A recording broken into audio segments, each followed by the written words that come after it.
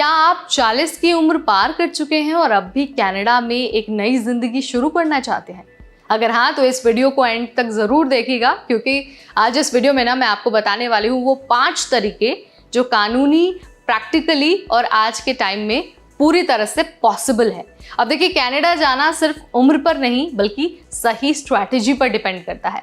तो इस वीडियो को देखने के बाद आपके पास क्लियरिटी होगी कि भाई आपके लिए सबसे रियलिस्टिक ऑप्शन कौन सा है, आपको क्या करना होगा, कैसे आपको खुद को कनाडा में सेटल कर सकते हैं आफ्टर 40s। ठीक है, तो चलिए फटाफट आपको सब कुछ बता देते हैं बिना टाइम वेस्ट किए।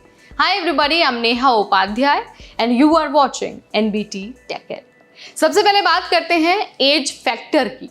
अब देखिए, कनाडा का जो इमिग्रेशन सिस्टम है, खासकर एक्सप्रेस एंट्री, एक पॉइंट बेस्ड सिस्टम है। इसमें उम्र को भी नंबर दिए जाते हैं। जैसे 20 से 29 साल की उम्र वालों को मिलते हैं फुल पॉइंट्स, यानी कि 110। लेकिन 40 के बाद ये पॉइंट्स धीरे धीरे घटने लगते हैं।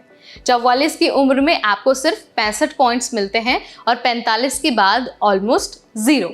लेकिन इसका मतलब ये नहीं है कि भाई कनाडा में 40 के बाद सेटल होने के लिए दरवाजे ही बंद हो गए। अगर आपके पास एक्सपीरियंस है, स्किल्स हैं, तो आप कनाडा में आराम से सेटल हो सकते हैं, क्योंकि ये दोनों चीज़ें बहुत वैल्यूएबल है, स्पेशली कुछ इमिग्रेशन प्रोग्राम्स में।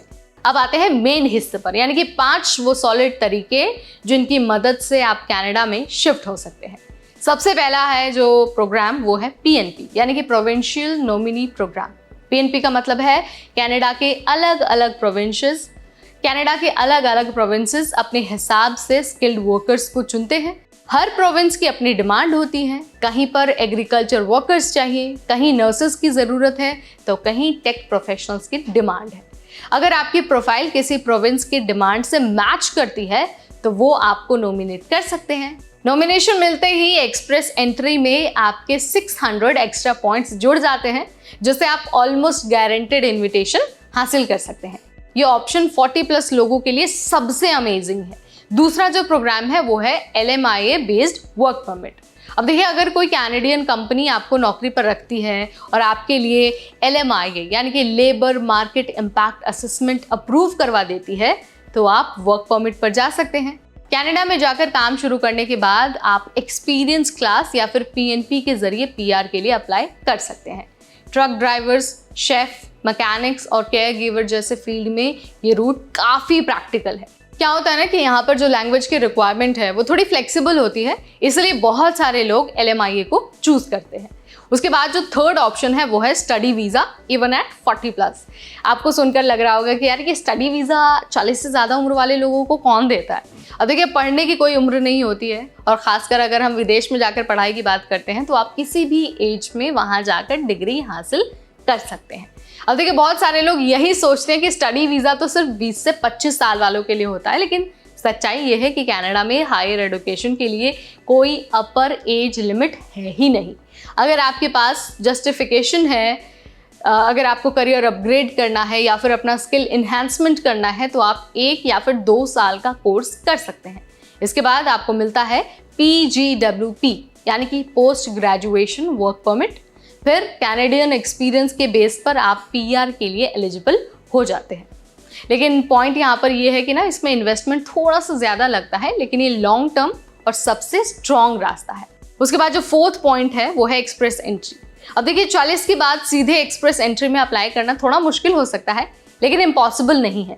अगर आपकी अंग्रेज़ी बहुत अच्छी है या फिर आप फ्रेंच में बहुत स्ट्रॉन्ग हैं, आपने मास्टर्स किया है और 10 साल से ज़्यादा का वर्क एक्सपीरियंस है, तो आप कॉम्पिटिटिव CRS स्कोर ला सकते हैं। इसके अलावा अगर आप किसी PNP स्ट्रीम के जरिए अप्लाई करते हैं तो आपकी जो एक्सप्रेस एंट्री प्रोफाइल है ना, उसको एक बूस्ट मिल सकता है। डॉक्यूमेंटेशन, ECA, IELTS और प्रॉपर प्रोफाइल तैयार करना इसके लिए बहुत बहुत इंपॉर्टेंट है। अब बात करते हैं last but not the least, business और इन्वेस्टर इमिग्रेशन। अब देखिए, अगर आपके पास पर्याप्त फंड्स हैं और आप कनाडा में बिजनेस शुरू करना चाहते हैं, तो आप बिजनेस इमिग्रेशन या फिर स्टार्टअप वीज़ा के जरिए PR हासिल कर सकते हैं। अब देखिए, कनाडा के कुछ प्रोविंसेस एंटरप्रेन्योर प्रोग्राम्स भी चलाते हैं, जहां पर आपको पहले इन्वेस्ट करना होता है, बिजनेस चलाना होता है और उसके बाद आपको परमानेंट रेजिडेंसी मिल जाती है। ये रूट उन लोगों के लिए है जिनके पास पैसा है, एक्सपीरियंस है और आइडिया भी है। अब देखिए, अगर हम इसको कंपेयर करते हैं ना बाकी 4 ऑप्शन से, तो ये फास्ट ट्रैक पाथवे है, लेकिन हर प्रोविंस के रूल्स अलग होते हैं। इसीलिए आपको वीज़ा लेने से पहले प्रॉपर रिसर्च करना बहुत बहुत इंपॉर्टेंट है। अब देखिए, इनमें से अगर आप कोई भी रास्ता चुनते हैं ना, तो कुछ तो तैयारियां, जो बेसिक तैयारी है वो तो आपको करना ही होगा। सबसे पहले तो आपको लैंग्वेज टेस्ट देना होगा, आइल्स देना होगा या फिर TEF देना होगा। इसके अलावा जो आपका एजुकेशन क्रेडेंशियल असेसमेंट है, ECA है, वो आपके पास होना चाहिए, यानी कि अपनी डिग्री को कनाडा के सिस्टम के अनुसार आपको असेस कराना है। रिज्यूमे और कवर लेटर आपके पास होना चाहिए, और ध्यान रखना है रिज्यूमे आपको कैनेडियन फॉर्मेट से ही बनाना है। इसके अलावा प्रूफ ऑफ फंड आपके पास होना चाहिए, जहां पर आप दिखा सकते हैं कि भाई मैं वीज़ा लेने के लिए कैपेबल हूँ, एलिजिबल हूँ, या फिर आप पढ़ाई के लिए एलिजिबल हैं, मेरे पास पर्याप्त पैसे हैं, मैं वहां पर सर्वाइव कर सकता हूँ या फिर सर्वाइव कर सकती हूँ। तो ये कुछ ऐसी बेसिक चीज़ें हैं जिनका ध्यान रखना बहुत ज़रूरी है।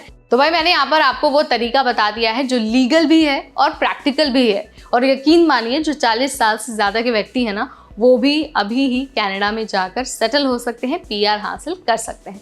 लेकिन कैसे कर सकते हैं वो मैं यहाँ पर आपको बता चुकी हूँ। वीडियो अगर आपको पसंद आया है तो इसे लाइक और शेयर करना बिल्कुल ना भूलें। ऐसे अपडेट्स और ऐसे वीडियोस हम आपके लिए लाते रहेंगे सिर्फ और सिर्फ NBT टेक एड पर।